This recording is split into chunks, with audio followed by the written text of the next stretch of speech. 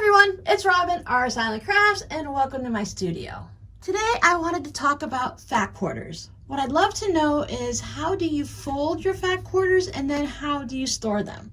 Recently on Instagram, I've been seeing a lot of posts about folding fat quarters and storing them. And the reason they've been showing up a lot lately is because Target right now with their back to school special, they have these long plastic containers that are clear and stackable. And several people said they're perfectly for storing your fat quarters. You can even put half yards and yardage in them, and then you just put them on your shelf all nice and neat. You'll be able to see all of your fabrics, know what you have, and pull out the bin you need when you need it. While I would love to just run up to Target and buy some of those, I really don't need to have any more storage things into my area since I already have plenty to use. I've been using this container right here. It's just a Rubbermaid Clever Store that I've had. It says it's new, but I've had this for several years. They might not even make them anymore. It says 2008 on it. It comes with a lid so that I can keep all of the dust off of my fat quarters. And they store nicely in here. But they were all different shapes and sizes. They were all folded differently. And a lot of them have the cardboard insert in them. Some of you had mentioned that it is not good to leave the cardboard in them. I've also been told that it's bad to leave these little sticker labels on it, and I can understand why that would be a problem. Possibly that gummy sticker stuff would leave a residue on your fabric over time and cause any type of issues. So I'm going to be removing the little stickers and taking out the cardboard, and I'm going to show you how I fold my fat quarters to put them in here. This is not an earth-shattering thing, it's just the way I do them, and I thought we'd chat about it. Now in my fat quarter collection, there are some in here that have a small bit that I've cut out of them. I could sort them out, but since 98 to 99% of the fabric is still there, I've only taken a small bit out. I went ahead and left them in there. Whenever I pull a fat quarter out for a project, I open it up anyway to make sure that I haven't stolen a little bit of fabric out of it if I need a full fat quarter. So I thought it's still better to keep them here, all in one location. It might not be obvious, but I do have them sorted by colors. As you can see, I have my blues and then my greens, but I wasn't overly particular. I decided that this is still yellow, so that went into my yellow collection. Here's an example of a stolen little bit of fabric from here. As I said, if it's like mostly purple, I put it in there, but I do have these items that have a white background with fun colors. Then I have the ones that are solid white, solid black. I kept those separate. These have a black background, so they went in there. And then some of them, it could be considered a novelty print, but it reads orange to me, so I left it in the orange section. And then I also have a section of, oh, that's just gonna be in there because it doesn't go anywhere else. I did separate out things like plaids, and I have some stripes, and it's really whatever works for you. I could change my mind 5 days from now, 5 minutes from now, and decide to rearrange this and do it totally different. I just want to be able to look down into the bin and see the colors without having them all stacked this way. Now I've noticed several of the fat quarters come already folded the way that I want to fold them. Like this one right here, this one's already folded. You just take out the cardboard, take off the label, and it's perfect. I like that it has one fully folded edge, and then it just has these two edges right here.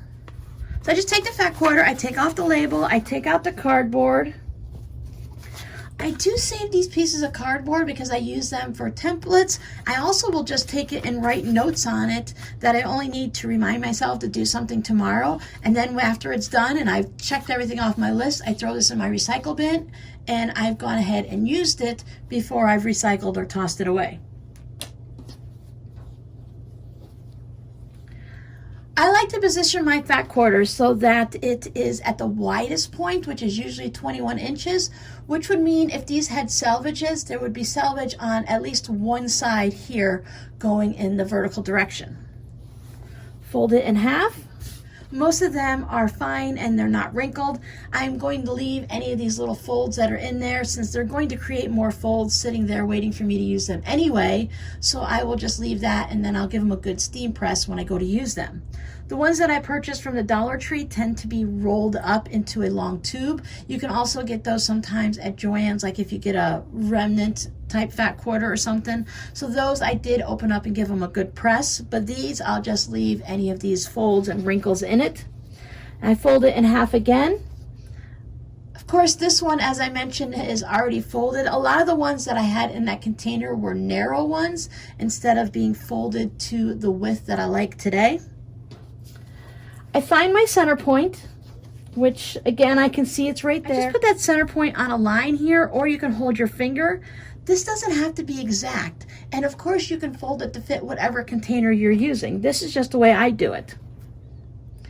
I take this half and I bring it into that center point, and I take this one and bring it into the center point, and then I fold it in half. And that gives me those two folded edges and the one nice fold edge that I can put in like this, and it helps me to see the fabric. As I'm speaking to you and looking at these and trying to figure out which ones I want, they're not very full, and even when I put those in, it's not going to be too full. So what I think I might do is I might take some of my comic book board and cut it down to size, because that is archival safe, so I don't have to worry about that damaging the fabric at all. Even though it comes on this piece of cardboard, and chances are it's been sitting in a lot of these fabrics for a very long time. I don't know what this is made out of. I usually don't worry about anything, but since I have the comic book boards, why not go ahead and use them? So I'll be able to cut them to the size, and I think I will do them, because of my container, I'll need to do them a little bit shorter, because when I put the lid on, the fabric can squish, but a cardboard piece doesn't squish very easily. I happen to have several pieces cut already for my fabric postcards, but I'm thinking since this is a little bit sturdy, if I put this in here, it would help not only separate my colors out, but maybe it'll help a little bit when I go to pull a color out, that it won't make all of the other ones fall down. Or I can even just store it in here. And when I go to pull it out, maybe I want to get this one right here. I can put this in.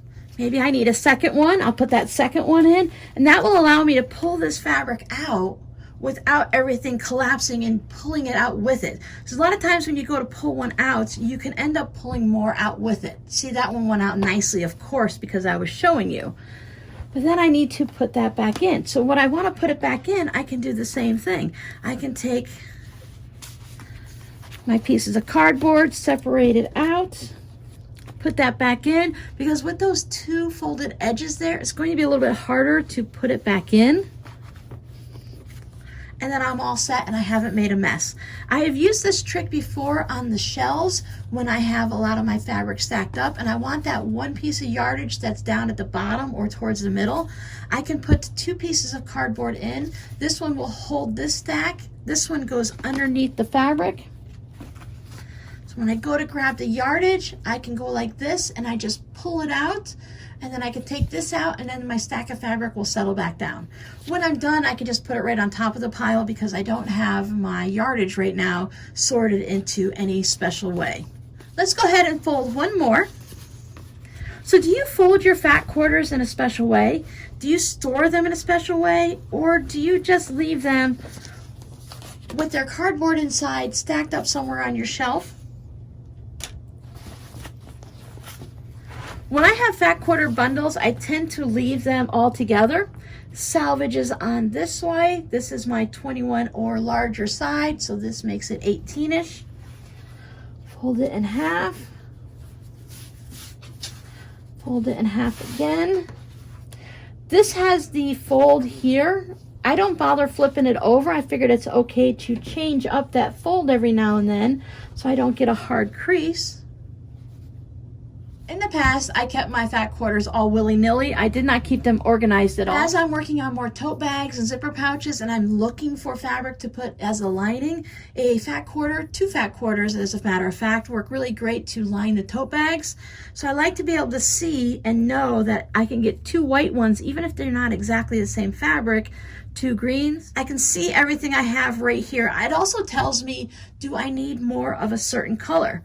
I have this many blues, so maybe I don't don't need to buy more blues unless it's something very special that I want for a certain type of fabric that it has a design on it. I have a lot of greens, but I don't have hardly any yellows, so maybe I need more yellows. Maybe I need more whites or plain blacks because I only have one piece of black because I tend to buy black in yardage. So let me know down below. Are you a fabric sorter? Do you fold your fat quarters a specific way to fit in a container or on a shelf?